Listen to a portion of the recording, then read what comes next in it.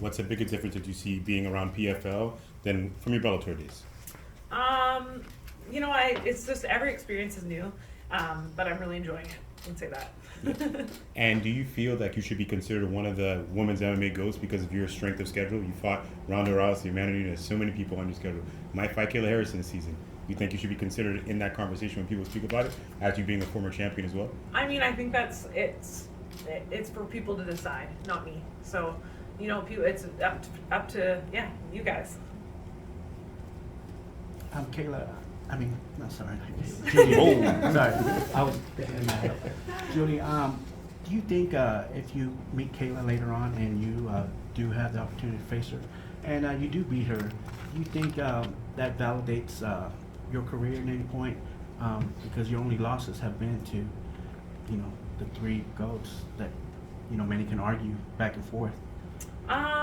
Again, I can't look past what I got a big task on Friday night, and then it's a next step and a next step. So I'm just kind of, if it comes down to it, obviously that's somebody that I definitely want to beat. And I came here for the biggest challenges. It's one thing that excited me about coming to PFL. So, I gotta worry about my Friday night first, and then from there, next step. How much preparation went into the outlook of the entire season as a whole? Because the schedule, the back-to-back, the consistent schedule, so to speak, Mm-hmm. right? So how much did that change your preparation? It changed it a lot, and also just not knowing who I'd be fighting right away. So preparing for, could be Kayla first, could be Pacheco first, could be Marina first, so just preparing for that kind of wide array of everyone's got a different skill set, and just being totally, I feel like it made me a better mixed martial artist, forced me to focus on my weaknesses, learn new skills, and just develop myself to be as great as I possibly can be. And that's where I'd say the big change for me in my mindset is going forward, because it's like with Bellator, I knew it was always going to be like her or her. It was never like a mix of like, okay, it could be any of these.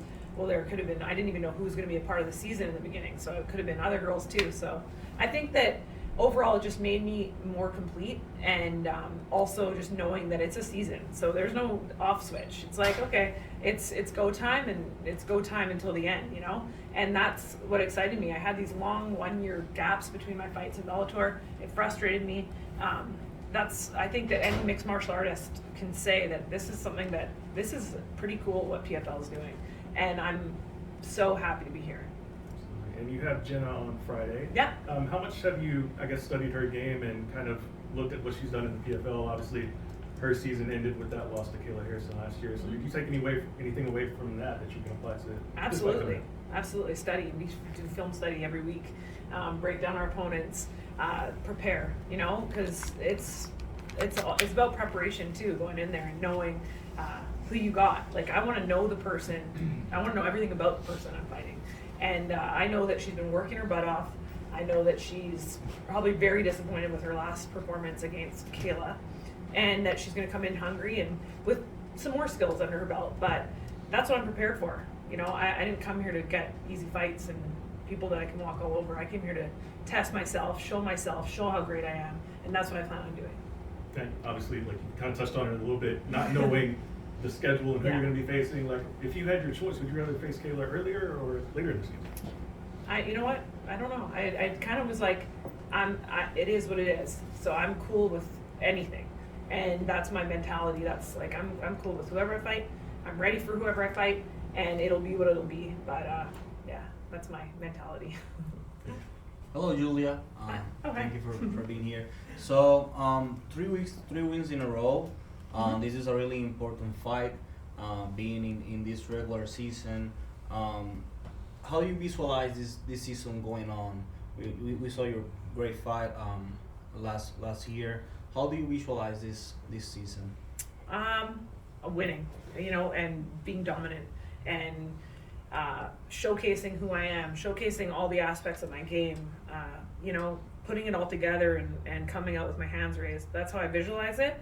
But again, you prepare for everything, right? So I went through hell and back in training camp, and I'm ready for a war on Friday night. I'm ready to finish it in the first round.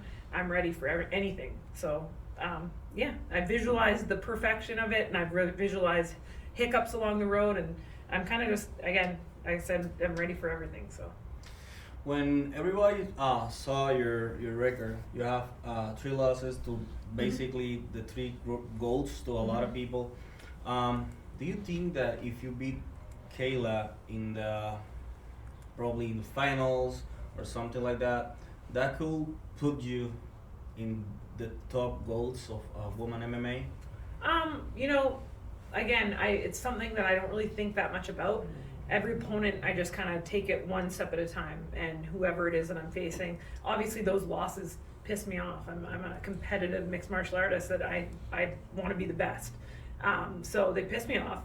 I want them back, but again, I'm here and I've got a new slate to start with, and yeah, I want to win. I want to beat every single girl in this division and have my hands raised with the belt at the end of the season. So that's what I want. But again, that starts Friday night against Genah. So not looking past her. Actually, a ton of them are retired pro wrestling. They are having ups and downs, but you're getting up. How's your preparation? Because you're having a 3-win streak. You're having this fight on Friday. How's been your preparation physically and mentally?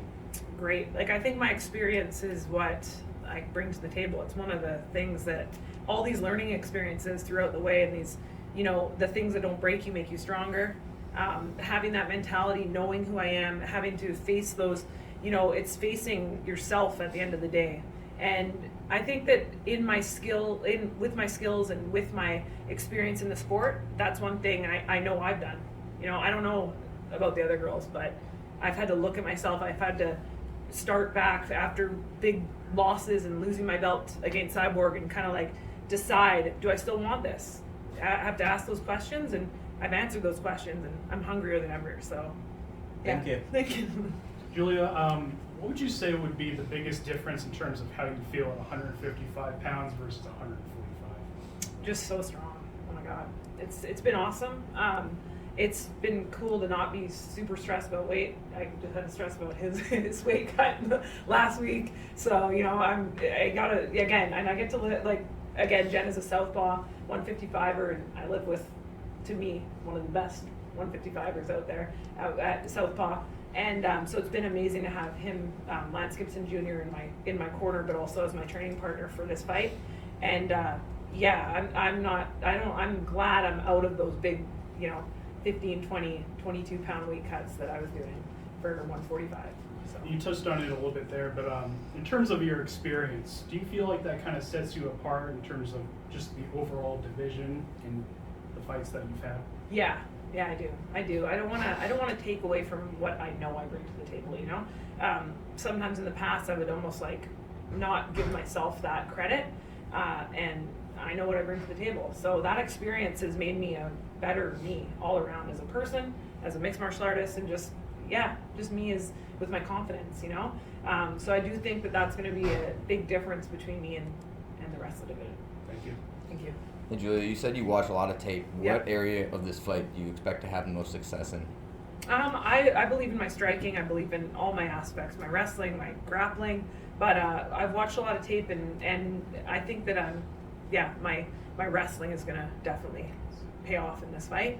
But also, I'm comfortable with my hands and my kicks, so yeah, Definitely. I'm open for everything. And how do you see this getting? How do you see yourself getting this one done? I've seen it so many different ways, you know. But yeah, with my hands raised, first round, second round, third round, I'm coming for it. So Extra points for sure. yes, that's what I want. Awesome. Thanks. Thank you. Julia, you are a veteran of like female MMA. What advice do you have to like up and coming female fighters right now? I enjoy the process. It's one step at a time. That's one thing that I would say that I wish I enjoyed the process more when I was in it, because it's stressful and you're like, and you're not kind of just like aware of your surroundings. And I think that that's one thing that I would say is if you're up and a comer and you're getting into the sport, enjoy it day by day, one fight at a time, and just be there, you know? So, yeah. Thank you. Yeah. Awesome.